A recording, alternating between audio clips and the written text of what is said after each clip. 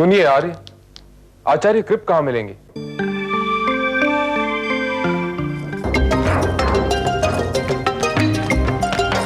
प्रणाम पिताजी। प्रणाम पिताजी। आचार्य द्रोण का एक पक्षपातपूर्ण व्यवहार अब नहीं सहा जाता। अर्थात आचार्य द्रोण अकारण पांडवों का पक्ष लेते रहते हैं। तुम गुरु द्रोणाचार्य पर आरोप लगा रहे हो दुर्योधन। अगर यह आरोप है पिताजी तो आचार्य द्रोण उत्तर दे कि उन्होंने एकलव्य से गुरु दक्षिणा में उसके दाहिने हाथ का अंगूठा ही क्यों मांगा? इसलिए ना कि उनका परम शिष्य अर्जुन सर्वश्रेष्ठ धनुर्धर बना रहे। क्या ये पक्षपातपूर्ण व्यवहार नहीं? और इतना ही नहीं, आज हम सब वहां थे, किंतु ब्रह्मास्त्र का ज्ञान देने के लिए उन्होंने अपने परम शिष्य अर्जुन को ही चुना। इतना ही नहीं, ये जानते हुए भी कि हम कौरवों की शस्त्र शिक्षा अभी पूरी नहीं हुई है, उन्होंने कौरवों और पांडवों के बीच शस्त्र प्रतियोगिता आयोजित कर डाली। क्या ब्रह्मास्त्र की परीक्षा भी शस्त्र कौशल के प्रदर्शन में होगी? इसका उत्तर तो आचार्य द्रोण दे तो ही उचित होगा कि उस ब्रह्मास्त्र जैसी शक्ति का प्रयोग प्रदर्शन में कैसे किया जा सकता है। तब भी आचार्य द्रोण पर दोषारोपण कैसे किया जा सकता है दुशासन? वो ऐसे मंत्रिवर की आचार्य द्रोण किसी न किसी तरह प्रसन्न होकर अपने परम शिष्य अर्जुन को आए दिन कोई न कोई नया अस्त्र ज्ञान देते रहते हैं। और वो अर्जुन उनको किसी न किसी तरह से प्रसन्न करता रहता है। तो इसमें गलत क्या है? आप भी गुरु को प्रसन्न कीजिए। बिना गुरु को प्रसन्न किए ज्ञान को अर्जित करना संभव कैसे? लेकिन मंत्रीवर, तो आपको भय है कि एक दिन पांडुपुत्र अर्जुन आप ही के विरुद्ध इस शस्त्र ज्ञान का प्रयोग करेगा। अरे मंत्रीवर, वो अर्जुन ऐसा दुस्साहस करके तो देखे। तो चिंता कैसी? चिंता कैसी मंत्रिवर? सावधान करने आया हूं, सावधान करने आया हूं सभी को कि यदि आचार्य द्रोण का पक्षपातपूर्ण व्यवहार यूं ही चलता रहा तो युद्ध कौशल का प्रदर्शन केवल प्रदर्शन नहीं रह जाएगा, रंगभूमि केवल रंगभूमि नहीं रह जाएगी। सावधान करने आया हूं, कहीं ऐसा ना हो कि रंगभूमि रणभूमि में बदल जाए। और यदि ऐसा हुआ तो उसका उत्तरदायित्व आचार्य द्रोण पर होगा, द्रोण पर। आइए भैया।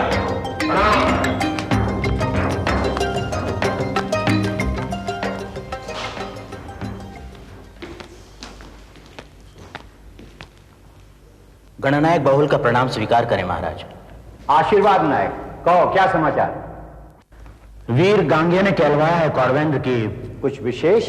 जी हाँ महाराज, वीर भीष्म ने कहा है कि आज राजसूतों के शस्त्र प्रदर्शन का आयोजन है। वे और आचार्य द्रोण चाहते हैं कि शस्त्रों के प्रदर्शन के इस अवसर पर राजकुल के सभी श्रेष्ठ जन उपस्थित रहें। सुनकर आनंद हुआ नायक, और यह अच्छा भी है कि नगरवासी इस प्रदर्शन को देखें और यह जानें कि भरतवंशी कुर अपने धर्म निर्वाह में कितने तत्पर हैं। आज्ञा दें गुरुराज। जाओ वकील। संजय महाराज, यह बहुत सुखद अवसर है कि सारे नगरवासी मेरे और पांडु के पुत्रों का अस्त्र कौशल देखकर आनंदित होंगे। आचार्य द्रोण का कुरुवासियों पर बड़ा उपकार है ये। कौरवेंद्र, कभी कभी बड़ी आशंका होती है कौरवेंद्र। आशंका? कैसी आशंका? क्यों? अभी अभी युवराज दुर्योधन और कुमार दुशासन इस कौशल प्रदर्शन को प्रतियोगिता कह रहे हैं। हाँ, इसे प्रतियोगिता भी कह सकते हैं। राजन, कभी कभी ये प्रतियोगिता परस्पर बैर भी बन जाती है। नहीं संजय, तुम्हारी आशंका व्यर्थ है। संगठित कुरु परिवार में बैर कैसा? फिर वो मेरे पुत्र हो या मेरे भाई पांडु के पुत्र, उनके बीच में कैसी शत्रुता और कैसा बैर? ईश्वर करे आपका कहना सच हो राजन।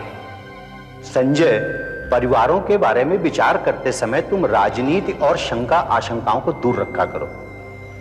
राजन, अब आप इसे मेरा गुण समझें या दोष माने, किंतु राजकुल में रहकर राजनीति बिसराना तो ठीक नहीं।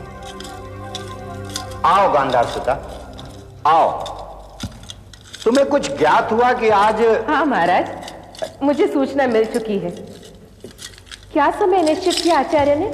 राजसूतों की प्रतियोगिता था। तुम भी इसे प्रतियोगिता कहती हो गांधारी? तो और क्या कहूं महाराज? संजय का अनुमान है कि प्रतियोगिता से वैर उत्पन्न होता है।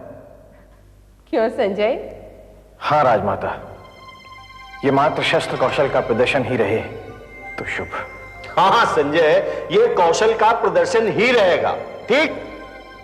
शत्रुघ्न, हाँ भैया, कहीं प्रदर्शन समाप्त तो नहीं हो गया होगा? भैया आपको फिर से कह रहा हूं, एक बार और सोच लीजिए। बहुत विचार कर चुका हूं। उसके परिणाम क्या होगा? यही ना मुझे धृष्ट कहा जाएगा। किंतु उन्हें भी समझना चाहिए कि यदि कोई युद्ध कला सीखता है तो उसका प्रदर्शन करना कोई अपराध तो नहीं? किंतु भैया ये कार्यक्रम केवल राजपुत्रों के लिए है। राजघोषणा में कहा गया था कि राजपुत्र प्रदर्शन में भाग लेंगे, ये नहीं कि इसमें अन्य कोई भाग नहीं ले सकता। यहाँ पर कोई तर्क नहीं सुनेगा। भीष्म के देश का न्याय सभी जगह प्रसिद्ध है। किंतु भैया माँ तुम्हारी ये हट सुनकर प्रसन्न नहीं होगी। किंतु माँ तो चंपा नदी से आई नहीं ना। पर भैया क्या? भैया मैंने सुना है कि कुमार दुर्योधन बहुत ही क्रोधित स्वभाव के हैं। होंगे, किंतु यह कार्यक्रम महाराज आचार्य द्रोण और धर्मज्ञ विदुर के समक्ष होगा, और फिर मेरे अपने गुरुदेव कृपाचार्य भी वहां होंगे। कुछ नहीं होगा, चल। मुझे तो बहुत भय लग रहा है भैया। कैसा भय?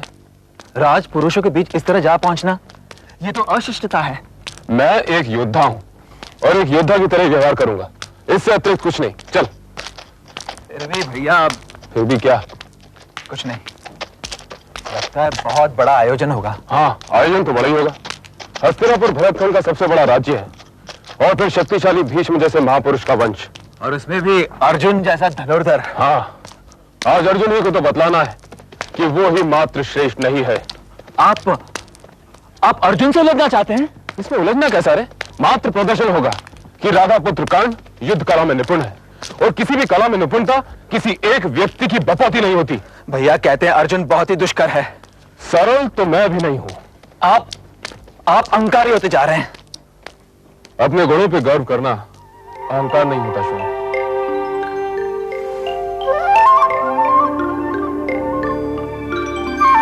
संभवतः वहां पिता भी होंगे। जानता हूं। वे प्रसन्न नहीं होंगे भैया। यह भी जानता हूं कि वे अप्रसन्न भी नहीं होंगे। मैं क्या कहूं करण भैया? अब तुम्हारा नया डर क्या है? तुम्हें लगता है मैं डर रहा हूं? नहीं, लेकिन तुम राजपुरुषों को लेकर चिंतित अवश्य हो रहे हो। क्योंकि वे क्षत्रिय हैं और हम सूत। क्षत्रित्व तो किसी को क्षत्रिय कुल में जन्म लेने से नहीं मिल जाता। परंपरा तो यही है ना भैया। परंपरा नियम या विधान नहीं होते। तब परंपराएं समाज और मनुष्य के आचरण से बनती हैं, और उनमें उचित अनुचित का निर्णय विद्वान करते हैं। पर यहाँ भी विद्वान और धर्मज्ञ हैं, विदुर और संजय जैसे, और फिर आचार्य द्रोण और कृपाचार्य भी धुरंधर ज्ञानी हैं। किंतु राजपुत्रों के शस्त्र कौशल प्रतियोगिता में एक सूत पुत्र का व्यवधान। भूलता है तू शोण। क्या भूल रहा हूं मैं? यही कि तेरा भाई वहां मात्र प्रदर्शन में भाग लेना चाहता है, उनके कार्यक्रम में व्यवधान नहीं डालना चाहता। ये तो मैं भी कह रहा हूं ना। क्या? कि वे लोग इसे व्यवधान ही कहेंगे। तो ये उनकी भूल होगी। उनकी भूल को लेकर हम क्यों चिंतित हों? भैया आप हट कर रहे हैं। सच केवल सच होता है शोण, उसे हट या अपराध नहीं कहा जा सकता। चल, शंकाएं छोड़ो, मेरे साथ चल। मैं भी साथ चलूं? ये तू सोच ले। आप चलिए भैया। ठीक है।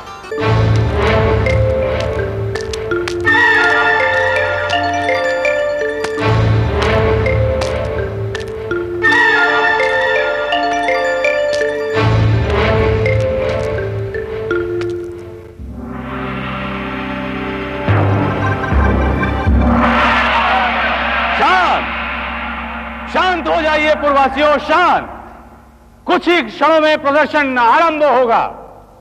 हस्तिनापुर वासियों, राज परिवार के सदस्यों और हम सभी के लिए यह आनंद की बात है कि महाराज धृतराष्ट्र के पुत्र और स्वर्गीय राजा पांडु के पुत्रों ने अपनी शस्त्र शिक्षा पूर्ण कर ली है, और आप सभी के आनंद और सुख के लिए आज उसका जन प्रदर्शन करेंगे। कुमार युधिष्ठिर और युवराज दुर्योधन यहां आए।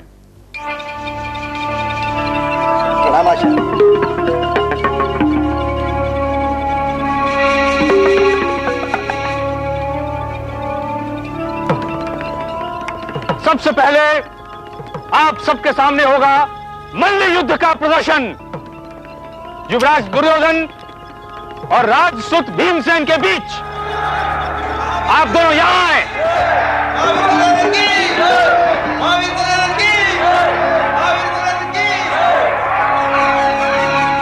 महाराज, प्रारंभ करें आचार्य।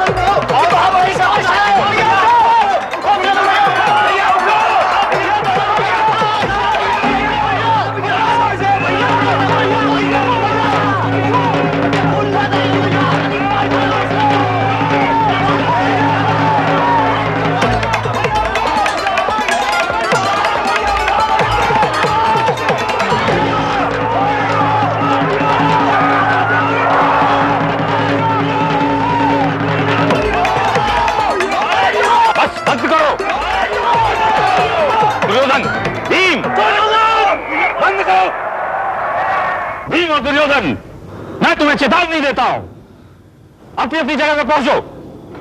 जाओ सब लोग।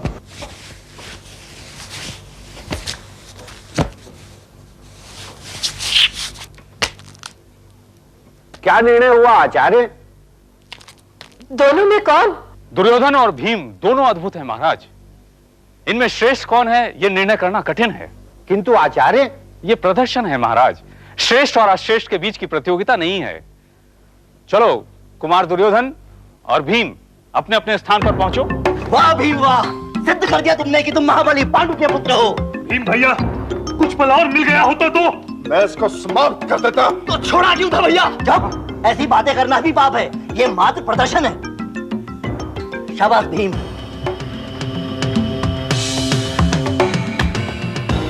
आप भी कभी कभी भूल करते हैं भैया। बात कौशल और प्रदर्शन की ही तो थी, आपको मरोड़ के लिए चीथी उस दुष्ट की गर्दन। अरे दुशासन, मैं तो पलटी खाकर गर्दन मरोड़ने ही वाला था, किंतु गुरु द्रोण बीच में आ गए। आप भी भैया दबा देते दुष्ट का गला। धीरज रखो, अवसर और भी आएंगे। महाराज, आचार्य, पांडव और आपके पुत्र प्रदर्शन कम कर रहे हैं। तो क्या कर रहे हैं? शत्रुता। तब तो फिर एक एक का अलग अलग प्रदर्शन करवाना ही उचित रहेगा आचार्य।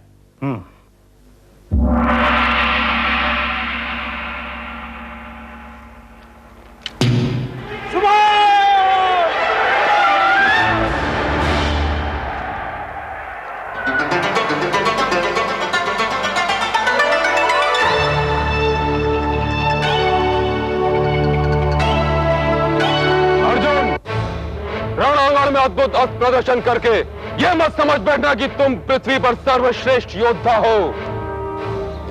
कौन है ये और क्या चाहता है? देखता हूं इस उद्दंड को। कृपाचार्य, कौन है ये युवक? एक योद्धा है महाराज, पर है उद्दंड। कौन हो तुम? अपना पूरा परिचय दो युवक। राजकुमार अर्जुन से तुम अपनी तुलना कैसे कर सकते हो युवक? युवक कौन हो तुम? क्या नाम है तुम्हारा? यहां किस लिए आए हो और क्या चाहते हो महाराज से? प्रणाम महाराज, मैं एक योद्धा हूं और चंपा नगरी से यहां इस महान प्रदर्शन में भाग लेने के लिए आया हूं। अवश्य ही तुम इस प्रतियोगिता में भाग ले सकोगे, पर इसके लिए तुम्हें अपना नाम, कर्म, कुल और जाति का परिचय देना होगा। और उसके बाद तुम्हें यह भी बताना होगा कि तुम किस महागुणी आचार्य के शिष्य हो।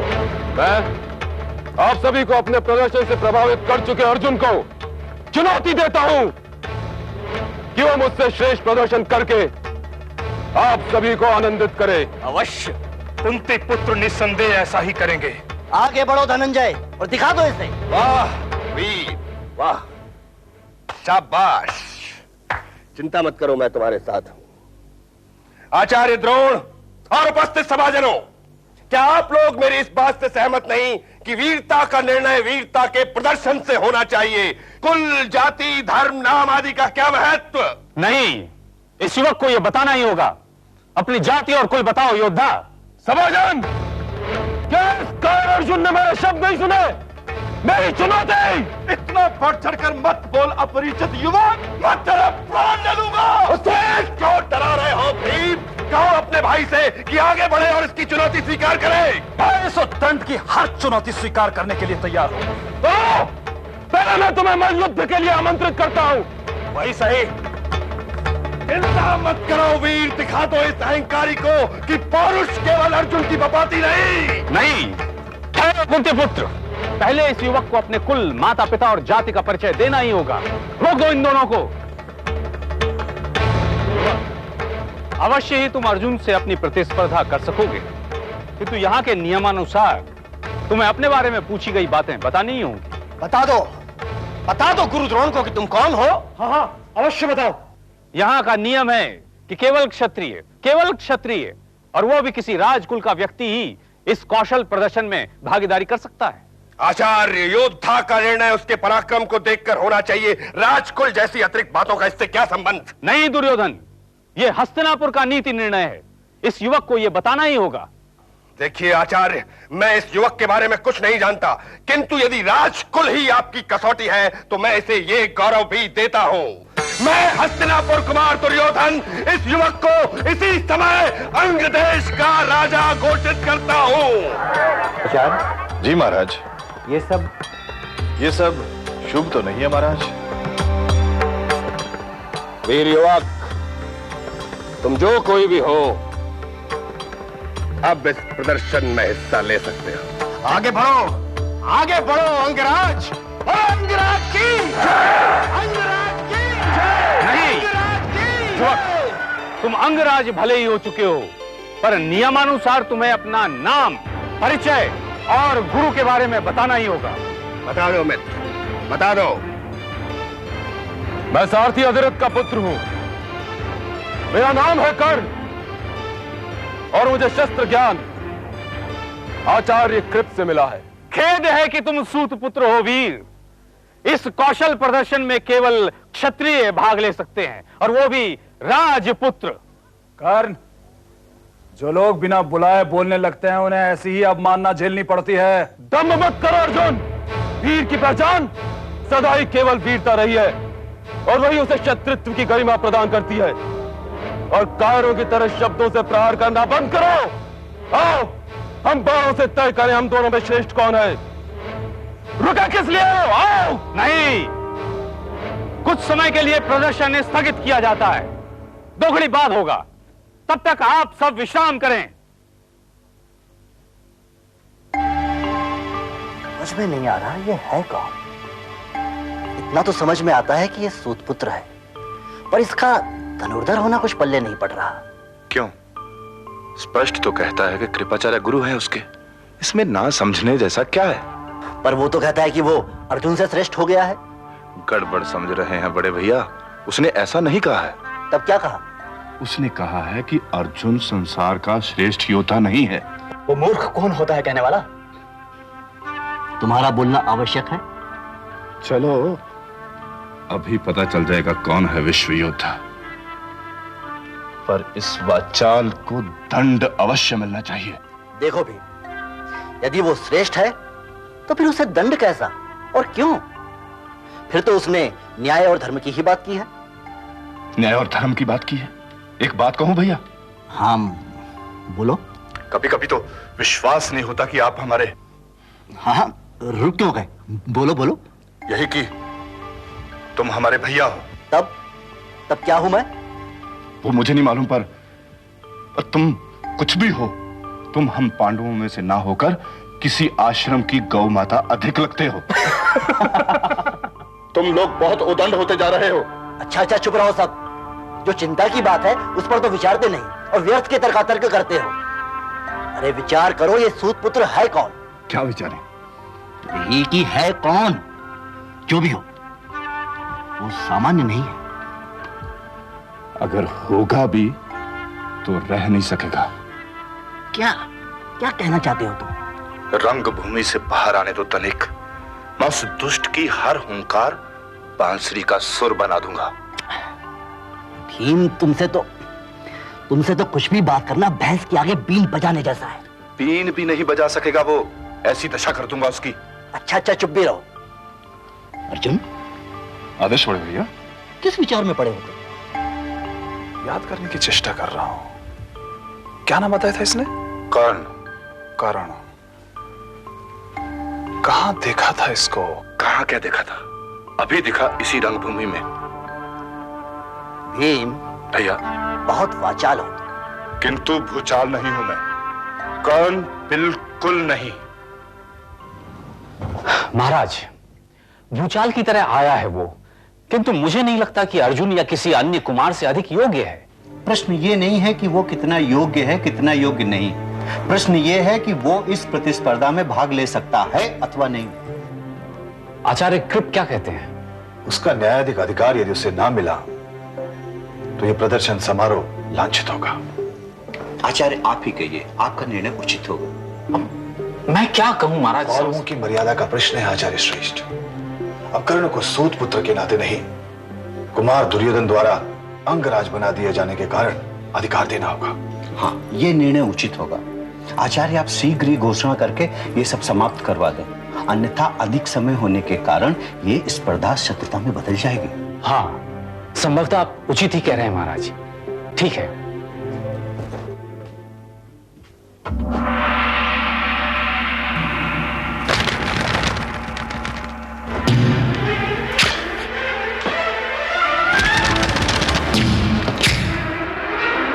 बस रुक जाएं आप लोग।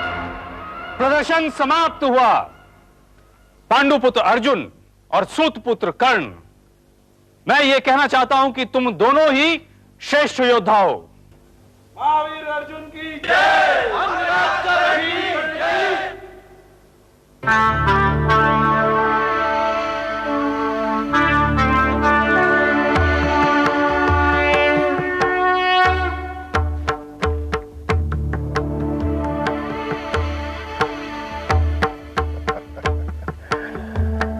कहो मित्र, कैसा लग रहा है? मित्र नहीं अंगराज कहो विकर्ण। क्यों कर्ण, अंगराज अधिक स्नेह लगता है या मित्र? ये तुम स्वयं निश्चय कर लो। स्नेह करने वाले को सभी अधिकार होते हैं युवराज। प्रेम पाने वाले को मांगने की क्या आवश्यकता है? मैंने आपकी मैत्री पाई, सब कुछ पा लिया। हाँ, आपको अवश्य मेरा जीवन तक लेने का अधिकार है।